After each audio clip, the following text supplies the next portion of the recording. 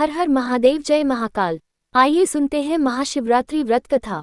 शिव पुराण की कथा के अनुसार एक गांव में एक शिकारी था जो पशुओं को शिकार करके अपना घर परिवार चलाता था।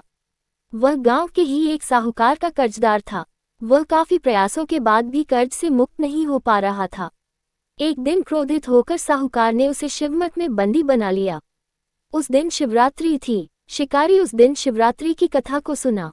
शाम के समय में उसे साहूकार के सामने पेश किया गया तो शिकारी ने वचन दिया कि अगले दिन वह सभी कर्ज को चुकाकर मुक्त हो जाएगा। तब उसे साहूकार ने छोड़ दिया। शिकारी वहां से जंगल में गया और शिकार की तलाश करने लगा। वह एक तालाब के किनारे पहुंचा। वहां पर वह एक बेल के पेड़ पर अपना ठिकाना बनाने लगा। उस पेड़ के नीचे एक शिवलिंग था जो बेलपत्रों से ढका हुआ था। उसे इस बात की जानकारी न थी। बेल वृक्ष की टहनियों को तोड़कर वह नीचे फेंकता गया और बेलपत्र उस शिवलिंग पर गिरते गए। वह भूख प्यास व्याकुल था।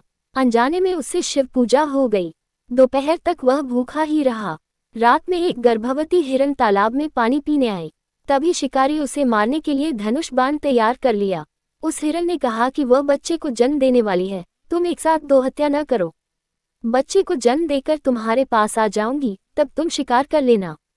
ये सुनकर शिकारी ने उसे जाने दिया।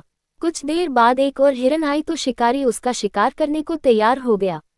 तभी उस हिरण ने कहा कि वह अभी ऋतु से मुक्त हुई है, वह अपने पति की तलाश कर रही है क्योंकि वह काम के वशीभूत है। वह जल्द ही पति से मिलने के बाद शिकार के लिए उपस्थित हो जाएगी। शिकारी ने उसे भी छोड़ दिया। देर रात एक हिरण अपने बच्चों के साथ उस तालाब के पास आए। शिकार एक साथ कई शिकार देखकर खुश हो गया। वह शिकार करने के लिए तैयार हो गया। तभी उस हिरण ने कहा कि वे अपने बच्चों के साथ इनके पिता की तलाश कर रही है, जैसे ही वो मिल जाएंगे तो वह शिकार के लिए आ जाएगी। इस बार शिकारी उन्हें छोड़ना नहीं चाहता था, लेकिन उस हिरण ने शिकारी को उसके बच्चों का हवाला दिया तो उसने उसे जाने दिया। अब शिकारी बेल वृक्ष पर बैठकर बेलपत्र तोड़कर नीचे फेंकते जा रहा था। अब सुबह होने ही वाली थी। तभी वहां एक हिरण आया। शिकार उसे मारने के लिए तैयार था, लेकिन हिरण ने कहा कि इससे पहले 3 हिरण और उनके बच्चों को तुमने मारा है, तो उसे भी मार दो क्योंकि उनका वियोग सहन नहीं होगा। यदि उनको जीवन दान दिया है तो उसे भी छोड़ दो, परिवार से मिलकर तुम्हारे समक्ष उपस्थित हो जाऊंगा। रात भर उपवास, रात्रि जागरण और अनजाने में बेलपत्र से शिवलिंग की पूजा के प्रभाव से शिकारी दयालु हो गया था। उसने हिरण को भी जाने दिया। उसके मन में भक्ति की भावना प्रकट हो गई और वह पुराने कर्मों को सोचकर पश्चाताप करने लगा। तभी उसने देखा कि हिरण का पूरा परिवार शिकार के लिए उसके पास आ गया। ये देखकर वह और करुणामय हो गया और रोने लगा। उस शिकारी ने हिरण परिवार को जीवन दान दे दिया और स्वयं हिंसा को छोड़कर दया के मार्ग पर चलने लगा।